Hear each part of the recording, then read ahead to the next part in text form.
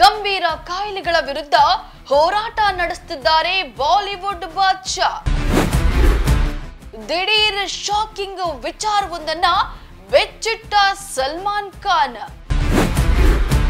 ಸಲ್ಮಾನ್ ಮದುವೆ ಆಗದೆ ಇರೋದಕ್ಕೆ ಇದೇ ಕಾರಣನ? ಹಿಂದಿಯ ಬಾದ್ಶಾ ಸಲ್ಮಾನ್ ಖಾನ್ ಇತ್ತೀಚೆಗೆ ನನಗೆ ಇಷ್ಟು ವಯಸ್ಸಾದ್ರೂ ಸಿಂಗಲ್ ಆಗಿ ಯಾಕಿದ್ದೀನಿ ಅನ್ನೋ ವಿಚಾರವನ್ನ ಬಹಿರಂಗಪಡಿಸಿದ್ರು. ಮದುವೆ ಆಗ್ತಾರೆ, ಡಿವೋರ್ಸ್ ಕೇಳಿ ಹಾಗೆ ಅವರ ಆಸ್ತಿಯನ್ನ ಕೊಳ್ಳೆ ಹೊಡ್ಕೊಂಡು ಹೋಗ್ತಾರೆ ಎಂಬರ್ಥದಲ್ಲಿ ಮಾತನಾಡಿ ಸಲ್ಲು ಸುದ್ದಿಯಾಗಿದ್ರು.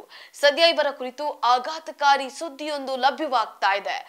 ಎಸ್, ಸಲ್ಲುಗೆ ಮಾರಣಾಂತಿಕ ಕಾಯಿಲೆಗಳಿವೆ ಅನ್ನೋದು ತಿಳಿದು ಬಂದಿದೆ. ಈ ವಿಷಯವನ್ನ ಸ್ವತಃ ಸಲ್ಮಾನ್ ಖಾನ್ ಅವರೇ ಹೇಳಿಕೊಂಡಿದ್ದಾರೆ. ಹಾಗಾದ್ರೆ ಆ ಕಾಯಿಲೆ ಯಾವುದು? ಆ ಕಾಯಿಲೆಗೆ ಚಿಕಿತ್ಸೆ ಇಲ್ವಾ?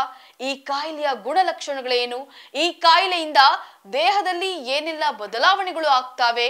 ಈ ಎಲ್ಲವನ್ನ ಈ ವಿಡಿಯೋದಲ್ಲಿ ಹೇಳ್ತೀನಿ. ಆದ್ರೆ ಅದಕ್ಕೂ ಮೊದಲು ನೀವಿನ್ನೂ ನಮ್ಮ ಚಾನೆಲ್ಗೆ ಸಬ್ಸ್ಕ್ರೈಬ್ ಮಾಡಿಲ್ಲ ಅಂದ್ರೆ ಈ ಕೂಡಲೇ ಸಬ್ಸ್ಕ್ರೈಬ್ ಮಾಡಿ, ಕೊನೆ ತನಕ ಮಿಸ್ ಮಾಡದೆ ಈ ವಿಡಿಯೋ ನೋಡಿ.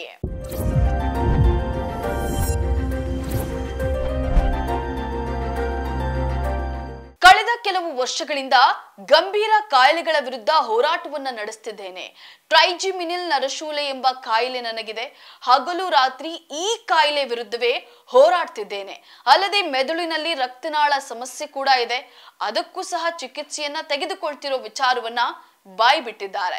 ಇದರಿಂದ ಮೂಳೆಗಳೆಲ್ಲ ಸವೆದು ಅವರ ಪೆಕ್ಕೆಲುಬುಗಳು ಮುರಿದು ಹೋಗಿದೆಯಂತೆ. ಹೀಗಾದ್ರೂ ಅವರು ನಿರಂತರವಾಗಿ ಕೆಲಸ ಮಾಡ್ತಿರೋದಾಗಿ ದಿ ಗ್ರೇಟ್ ಇಂಡಿಯನ್ ಕಪಿಲ್ ಶೋನಲ್ಲಿ ಅತಿಥಿಯಾಗಿ ಭಾಗವಹಿಸಿದ ಸಂದರ್ಭದಲ್ಲಿ ನಟ ಸಲ್ಮಾನ್ ಈ ಆಘಾತಕಾರಿ ಸುದ್ದಿಯೊಂದನ್ನ ಹಂಚಿಕೊಂಡಿದ್ದಾರೆ.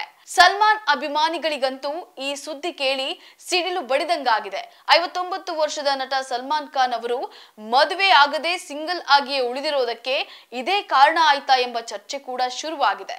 ಸಲ್ಮಾನ್ ದೈಹಿಕವಾಗಿ ಸದೃಢವಾಗಿ ಕಾಣಿಸಿಕೊಂಡ್ರು ಹಲವಾರು ಗಂಭೀರ ಪರಿಸ್ಥಿತಿಗಳನ್ನ ಎದುರಿಸ್ತಿದ್ರು ಅನ್ನೋದು ಈಗ ಜಗಜ್ಜಾಹೀರಾಗಿದೆ.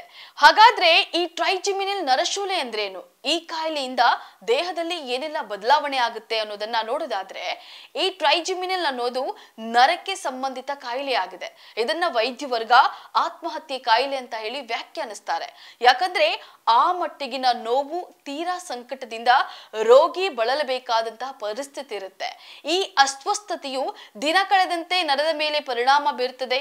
ದೇಹದಲ್ಲಿ ಈ ಕಾಯಿಲೆ ಕಾಣಿಸಿಕೊಂಡ್ರೆ ಹಲ್ಲು ಜೋಕೆ ಏನಾದ್ರೂ ಅಗಿಯಬೇಕಾದ್ರೂ ಕೂಡ ಸಮಸ್ಯೆ ಆಗುತ್ತೆ. ತೀವ್ರವಾದ ಮುಖದ ನೋವಿಗೂ ಕೂಡ ಇದು ಕಾರಣವಾಗ್ತದೆ. ಇನ್ನು ಚಿಕ್ಕ ಪುಟ್ಟ ದಿನನಿತ್ಯದ ಚಟುವಟಿಕೆ ಮಾಡಿಕೊಳ್ಳೋದಕ್ಕೂ ಸಹ ಕಷ್ಟವಾಗ್ತದೆ. ಸ್ವಲ್ಪ ಮೈ ಮರೆತರೂ ಸಾವು ಕೂಡ ಸಂಭವಿಸಬಹುದು. ಸದ್ಯ ಬಾಲಿವುಡ್ ಬಾದ್ಶಾ ಇಂತಹದೊಂದು ಕಾಯಿಲೆ ಸುಳಿಯಲ್ಲಿ ಸಿಲುಕಿಕೊಂಡಿದ್ದಾರೆ. ಇನ್ನು ಟ್ರೈಜಿಮಿನಿಲ್ ನರಶೂಲೆ ಸಮಸ್ಯೆ ಒಂದು ಕಡೆ ಆದ್ರೆ, ಮತ್ತೊಂದು AVM ಸಮಸ್ಯೆ. ಇದು ಕೂಡ ಸಲ್ಮಾನ್ ಖಾನ್ಗೆ ಇರುವಂತಹ ಮತ್ತೊಂದು ಕಾಯಿಲೆ. ಈ ಕಾಯಿಲೆಯು ಮನುಷ್ಯನ ಆರೋಗ್ಯವನ್ನ ಪೂರ್ತಿ ನಾಶ ಮಾಡ್ತದೆ. ಈ ರೋಗ ಸಹ ಅಪರೂಪವಾಗಿ ಕಂಡುಬರೋ ಕಾಯಿಲೆಗಳಲ್ಲಿ ಒಂದಾಗಿದೆ. ಇದು ಸಾಮಾನ್ಯ ರಕ್ತದ ಹರಿವಿಗೆ ಅಡ್ಡಿ ಉಂಟು ಮಾಡಿ ಗಂಭೀರ ನರ ಸಮಸ್ಯೆಗಳಿಗೆ ಕಾರಣವಾಗ್ತದೆ. ಅಂದ್ರೆ ಮೆದುಳಿನ ರಕ್ತನಾಳದ ಉರಿಯೂತವೇನಾದ್ರೂ ಹೆಚ್ಚಾದ್ರೆ ಅಥವಾ ಛಿದ್ರಗೊಂಡ್ರೆ ಪ್ಯಾರಾಲಿಸಿಸ್ಗೂ ಕಾರಣವಾಗಬಹುದು. ಈ ಎರಡೂ ಕಾಯಿಲೆಗಳು ಅಪರೂಪದ ಕಾಯಿಲೆ ಅನಿಸಿಕೊಳ್ತವೆ. ಹಾಗಾದ್ರೆ ಈ ಕಾಯಿಲೆಗಳಿಗೆ ಚಿಕಿತ್ಸೆ ಇಲ್ವಾ? ಖಂಡಿತ ಇದೆ. ಆದ್ರೆ ಸಮಯ ಕೊಟ್ಟು ಅದನ್ನ ಗುಣಪಡಿಸಿಕೊಳ್ಬೇಕು. ವೈದ್ಯರ ಸಲಹೆ ಪಾಲಿಸಬೇಕು.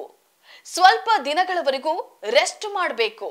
ಮದ್ಯಪಾನ ಮತ್ತು ಧೂಮಪಾನದಿಂದ ದೂರವಿರಬೇಕು. ಒತ್ತಡ, ಅತಿಯಾದ ಆಯಾಸವನ್ನ ಮಾಡಿಕೊಳ್ಬಾರ್ದು. ಸಾತ್ವಿಕ ಆಹಾರ ಪ್ರತಿನಿತ್ಯ ಸೇವಿಸಬೇಕು. ದಿನಕ್ಕೆ 8 ರಿಂದ 10 ಗಂಟೆಗಳ ಕಾಲ ಚೆನ್ನಾಗಿ ನಿದ್ರೆ ಮಾಡಬೇಕು.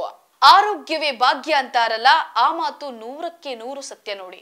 ನಾವು ಚೆನ್ನಾಗಿದ್ರೆ ಮಾತ್ರ ಹೆಸರು, ಹಣ, ಕೀರ್ತಿ ಎಲ್ಲ ಸಂಪಾದನೆ ಮಾಡೋಕೆ ಆಗೋದು.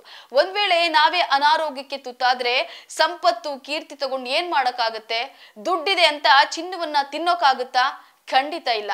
ಸೊ ಸದ್ಯ ಸಲ್ಮಾನ್ ಖಾನ್ ವಿಶ್ರಾಂತಿ ಮೊರೆ ಹೋಗೋದು ಒಳಿತು. ದಿ ಗ್ರೇಟ್ ಇಂಡಿಯನ್ ಕಪಿಲ್ ಶೋನಲ್ಲಿ ಸಲ್ಮಾನ್ ಖಾನ್ ತಮಗಿರುವ 2 ಕಾಯಿಲೆ ಬಗ್ಗೆ ಬಹಿರಂಗಪಡಿಸಿರೋದು ಒಳ್ಳೆಯ ಬೆಳವಣಿಗೆ.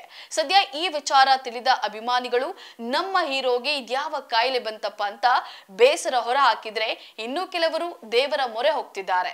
ಮತ್ತೆ ಹಲವರು ಸ್ವಲ್ಪ ದಿನಗಳ ಕಾಲ ಆರಾಮಾಗಿ ಸಿನಿಮಾ ಕೆಲಸದಿಂದ ವಿಶ್ರಾಂತಿಯನ್ನ ತೆಗೆದುಕೊಳ್ಳಿ ಒಳ್ಳೆಯ ಚಿಕಿತ್ಸೆಯನ್ನ ಪಡೆದು ಬೇಗ ಗುಣಮುಖರಾಗಿ ಅನ್ನೋ ಟಿಪ್ಸ್ ಸಹ ಕೊಡ್ತಾ ಇದ್ದಾರೆ.